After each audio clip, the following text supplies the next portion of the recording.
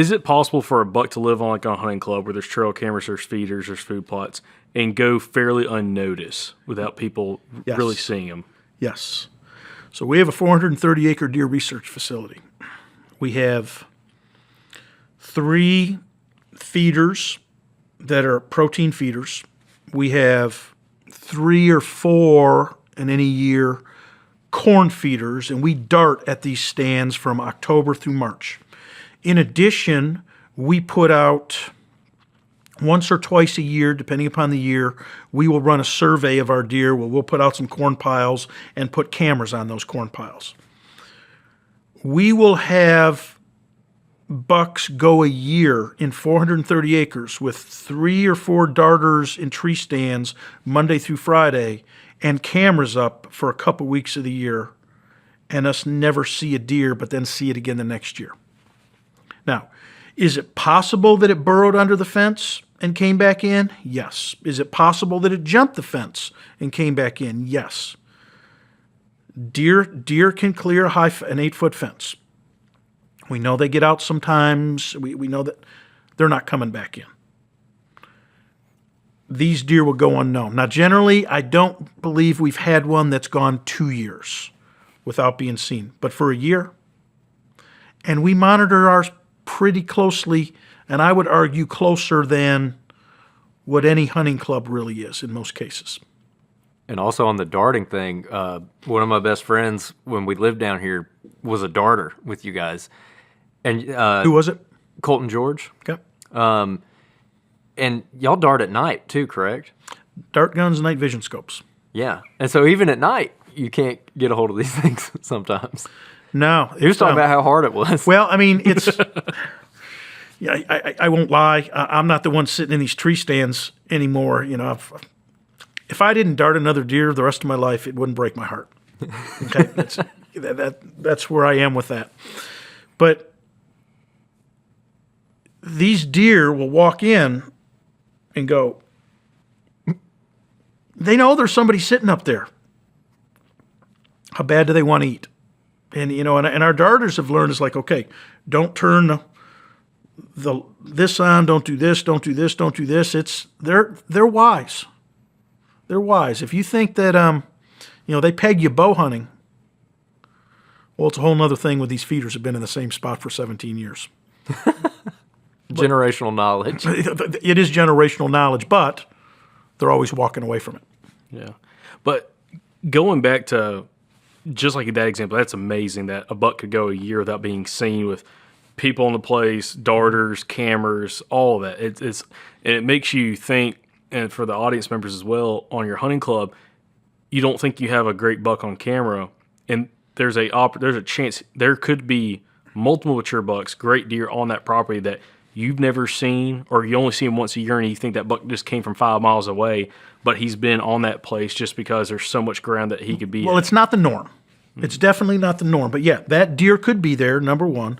Number two is you might be right on the edge of that animal's home range as well, and it's going to expand.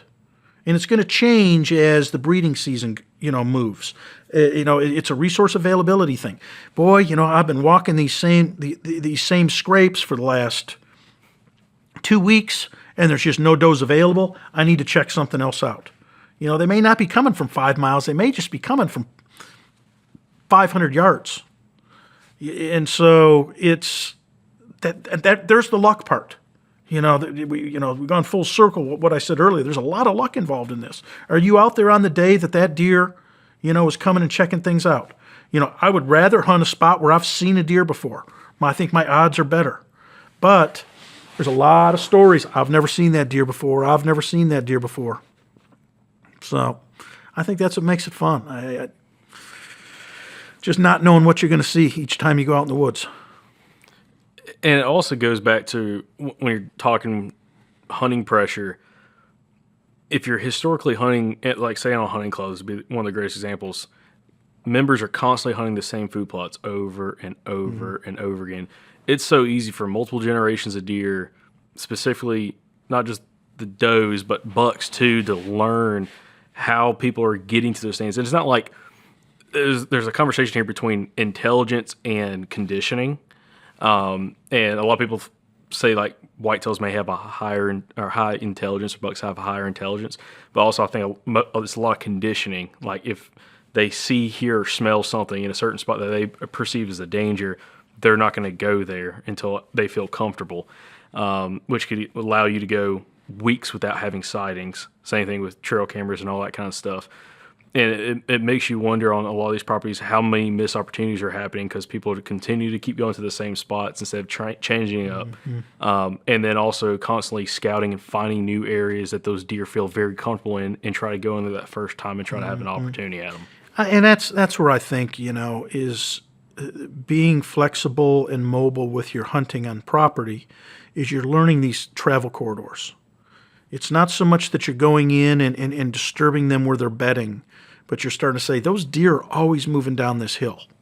It doesn't matter where they're coming from. I just know that they're going down this hill in the morning, and 2 out of 3 days, I will see deer coming through here going to a bedding area, or vice versa. And if that's true, then all I have to do is hunt that thing several times, and I'm probably and I'm seeing different deer each time. I don't want to hunt it every day, but it's like, boy, the wind's right. That's the travel corridor I want to go to. Oh, it's a different wind. I wanted to hunt there, but nope, I better go hunt that other one over there. Or, boy, my wind's wrong for both of them. I'm going to go hunt that food plot today.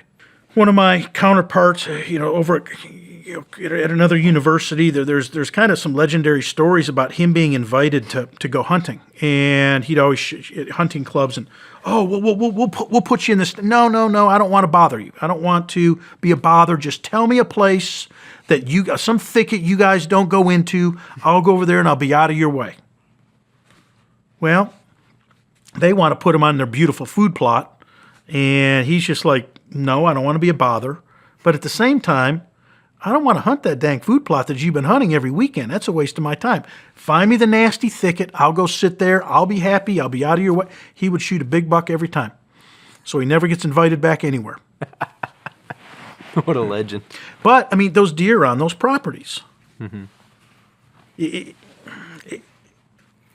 That has changed the way I think about deer hunting. Do you have any stories of any outliers when it comes to GPS data from bucks that caught you off guard based off what they were doing?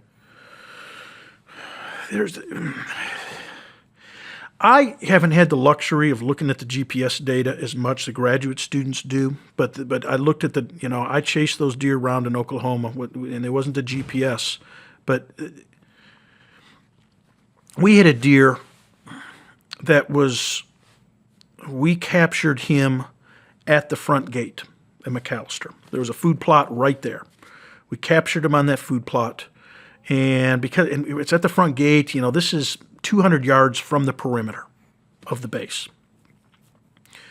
In 3 years of following this deer around, not once did that deer ever cross the fence that we're aware of. It was a barbed wire fence, just like a cattle fence.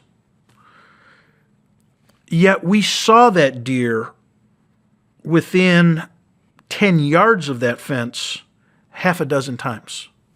And the home range of that animal was long and linear along that fence. And I think it's because of the pressure outside. There's people in the McAllister ammunition plant. There was no people in that woods. This was not an active military base. It was ammunition production and storage. So the production was in confined areas, and the storage was in bunkers. There was nobody out in the woods except during the hunting season, during those couple of weekends. So there wasn't regular disturbance. But outside the fence, there was regular human disturbance, that sort of thing. And that deer was long and linear, about 2 mile length, the overall home range over those 3 years, but all along that fence and only about a quarter mile wide. Wow. That's wild. It's just, I can describe for you all sorts of different scenarios that we saw with that, and it's just, with the GPS collars, you don't get that because they only last about 9 months. And then what we do is we tend to get lots of locations just during the breeding season. We don't know how to compare it from year to year. These deer are pretty savvy with regards to how do I position myself to be successful. Yeah, and I think that also just goes back to they're all individuals.